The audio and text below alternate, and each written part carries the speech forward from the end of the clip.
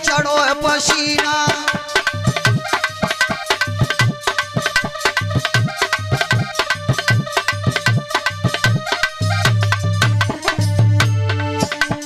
हो रही रणमी होगी लड़ाई, शक्ति इंद्र दैय गहाई, ओ पायर पे देवो चलाई।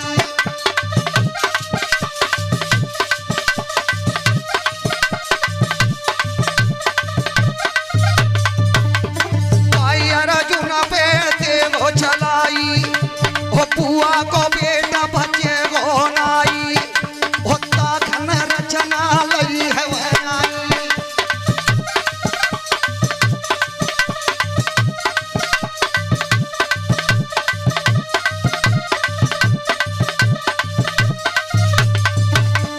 अब क्या करना चाहिए?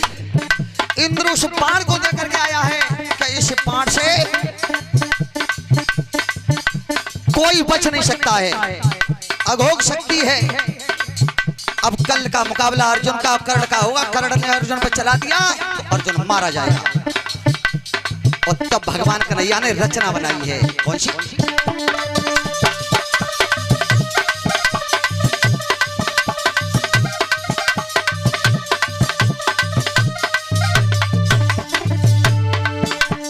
आधी रात जब बीत गई है, तखन भीमसेन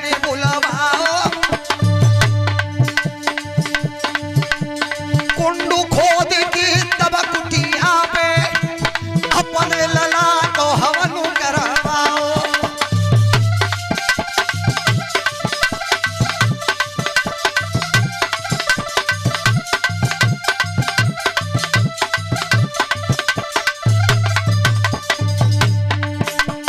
पांचों भैया बैठ गए, तब आहुति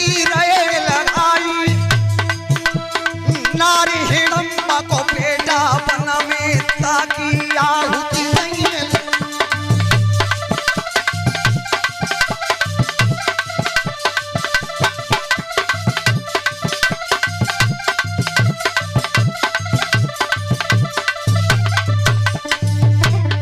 दादा सुनियो ध्यान लगाए, भीम को बेटा चलो ए जंगल में।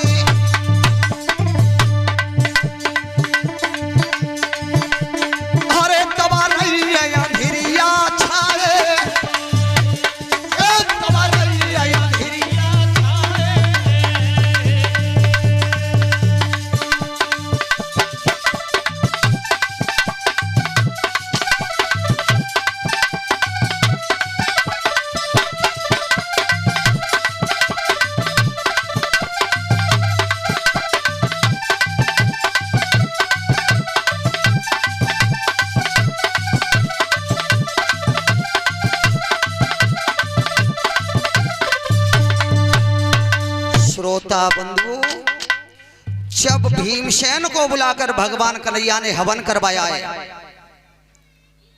तो हिडम्बा का पुत्र था जिसका नाम घटोत्कच था, जो भीमसेन का बड़ा लड़का था, उसका हवन किया है। और तब वो हिडम्बी राक्षसी थी, राक्षस कुल में पैदा होने से यहां तक बताया गीता प्रेस महाभारत में कि वो आकाश के मार्ग उड़ करके चलता था भीमसेन का पुत्र। और जैसे ही हवन किया है तो हिडम्बी ने कही, बेटा तुम्हारे पिताजी पे कोई आपत्ति पड़ रही है, तुम्हारे पिताजी तुम्हारे नाम का हवन कर रहे हैं, मुझे संकेत हो रहा है, शीघ्र जाओ। रात्रि के समय श्रोता बंधुओं, वो भीम का पुत्र घटोत्कच और पांचों पांडवों के पास पहुंचा है। कहिए पिताजी, मेरी मां ने आदेश दिया कि तुम्हारे पिता पर कोई आपत्ति है, आज रात्रि में तुम्हारे पास तैयार। बेटा जाओ, इस समय कौरवों की सेना सो रही है और जाकर के उसे मार दो।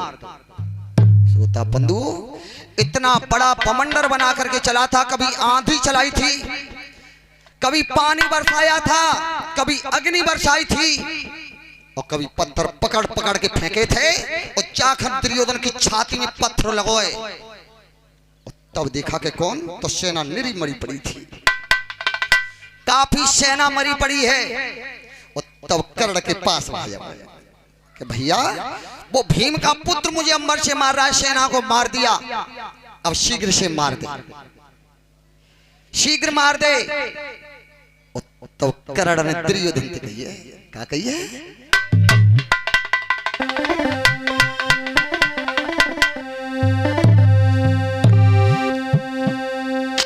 रात अंधेरिया भ्रात झुकी और है रही बिरन लड़ाई है, कैसे बाणु चलाऊं बेटा पे, मो पे अर्जुन मरेगो नाई है, बाकू लो मेरे बाणु छिपाई, जो मैं बाणु चलाऊं जा पे, अरे फिर अर्जुन मरेगो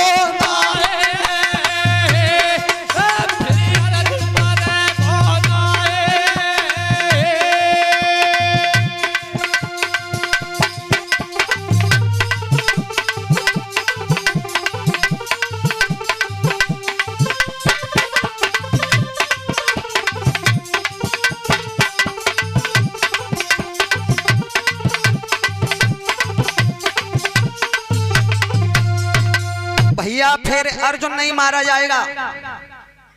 अगर इस बाण को चलवा रहे तो मैंने अर्जुन के लिए इस बाण को रखा है। पागल, पहले शब्दों जय मारी डालो, अर्जुन को नंबर ना रो है, पहले जाय देख रो है कि बाय देखे, वो तो सवेरे की बात है, सवेरे देख लेंगे समझने मिलजुल के भाई, तो जाय मार। जो आदेश दिया दुर्योधन ने, कर्ण शीघ्र खड़ा हुआ है, इंद्र की शक्ति हाथ में लिए और चाखन शक्ति चलाइए। विशाल शरीर था घटोत्कच का, क्या करता था,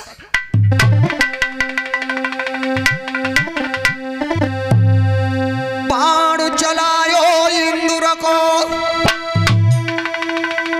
बुआ हृदय में गयो समाई है, भीमसेन को बेटा है, गुरु महाराज श्री ने बताई है, दादा सुनियो कथा यार, अरे जब ऊपर कुमरु गिरो है, अरे सेना दबी गई 60,000 है, सेना दबी गई 60,000 है।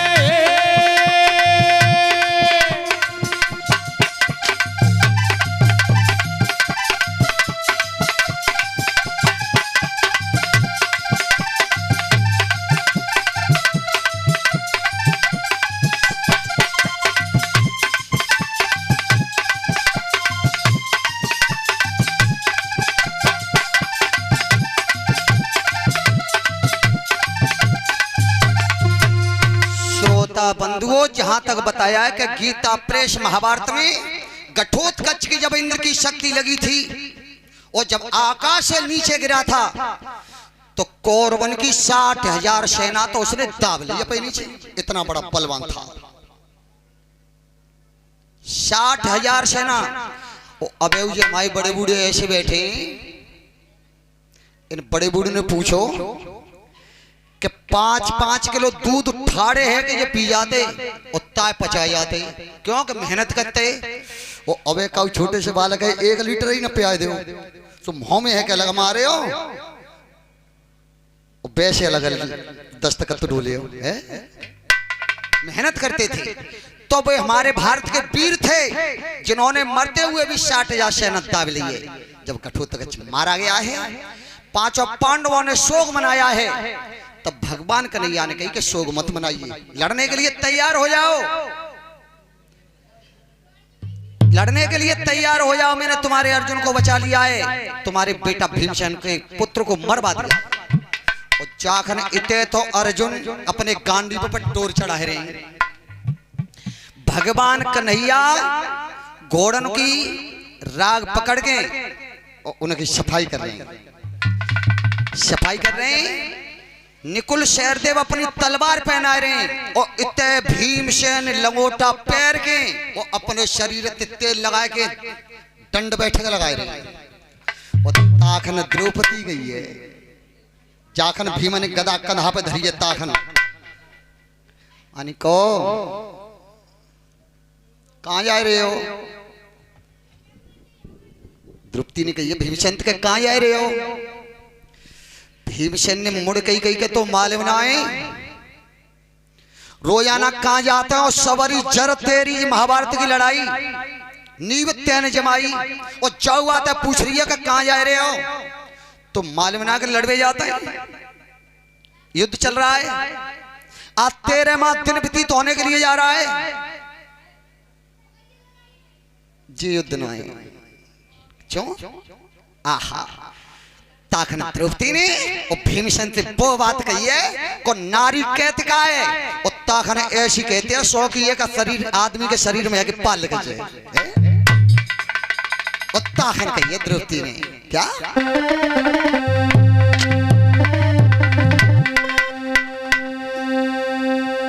अरे काए पे पति ठोकत छाती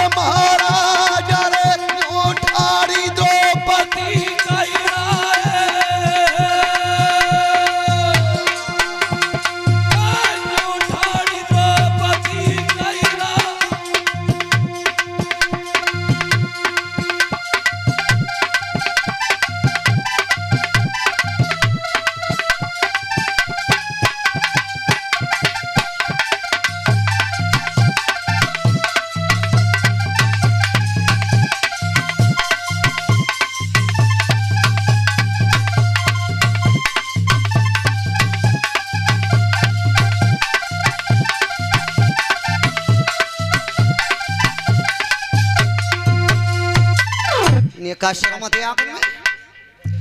और जिस दिन वो पापान पापी तू शासन मुझे कच्छ में से खींच करके भरी समाज में ला रहा था, मेरे केस पकड़े थे, तुम पांचों गर्दन झुका करके बैठे थे, और तब किस्म खाई, तब किस्म खाई कि दुशासन इस समय देवती रहसुला हो रही है और इसके सिर के केस खुले हुए हैं। जिन हाथों से तूने केसों को पकड़ा है उस तेरी बैया को पकड़ करके नहीं उखाड़ लूंगा तो कुंती पुत्र भीम नहीं कहा जाता। और रोज जाता हो कना पे गदा धर के और रोज लौट के आ जाता हो। मैं केसों की माल में कभी ना बांधे में तादना थे और तुम नहीं खुलवा के राखे कि तेरा प्रण पूरा करूंगा। तो चाहते का है कि महाराज जी चाहते हूं कि पापान पापी मारा जाए और मेरे सिर के केस बंद जाए। तो चिंता मत करे, अब तेने मोती कही सो कही हो, मेरी महतारी के बारे में अब मत कहना ना। महाराज सही कह रही हूं, संसार में ये नहीं होता कि कुंती के 5 पुत्र बांझ रह जाती तो जी के एक भोई ना हो, तो मत तो बांझ ही भले। आहा, तो चिंता मत करे। आज कुरुक्षेत्र के मैदान में अर्जुन का और कर्ण का युद्ध होगा, तो मेरा युद्ध उस दुशासन से होगा। श्रोता बंधुओं, 11 बजे से युद्ध प्रारंभ होता था और शाम को 5 बजे बंद होता था। 6 घंटे लड़ाई होती थी, ये नियम था। और जो ठीक 11 बजे तो दोनों पक्ष से दोनों रंग की सेना आई है। बताओ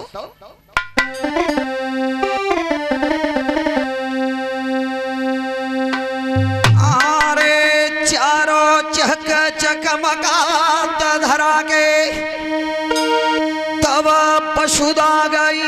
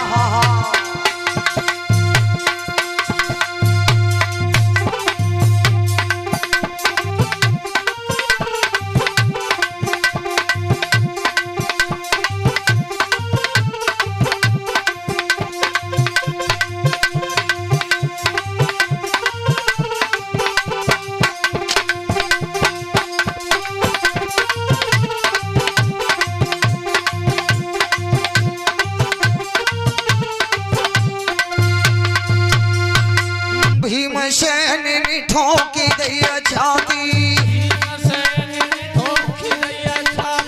कुंती सुतनी ठोकी दैया छाती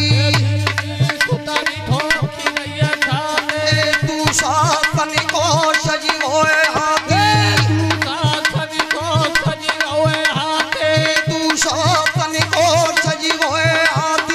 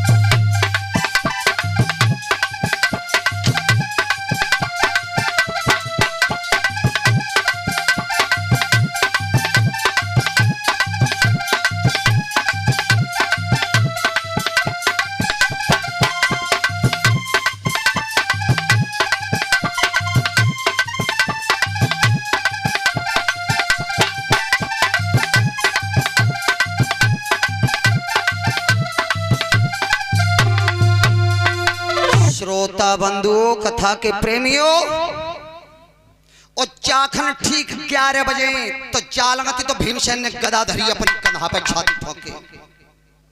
और इधर में भगवान कन्हैया अर्जुन को लेकर के तैयार हुए अपने घोड़ा पे। हनुमान रथ पे विराजमान हैं, शेष पहिया से लिपटे हुए और 14 भवन का भार लेकर के वो जनार्दन रथ पे मौजूद है। बैठे अर्जुन कांडी में लेकर के पीछे डाली पर बैठा हुआ है। इधर में मामा शल घोड़ाओं की बाग पकड़ करके और कर्ण को रथ में धर करके और लाया है। और दुशासन अपने हाथी पे गुजराती झूल डाल करके होदा में गोला रखकर और दोनों लंग से पड़ा पर राज दोनों लंग की सेना का जो लंग की सेना आई है कौरव और पांडवन की और ठीक 11 बजे और जो ऐलान हुआ है बताओ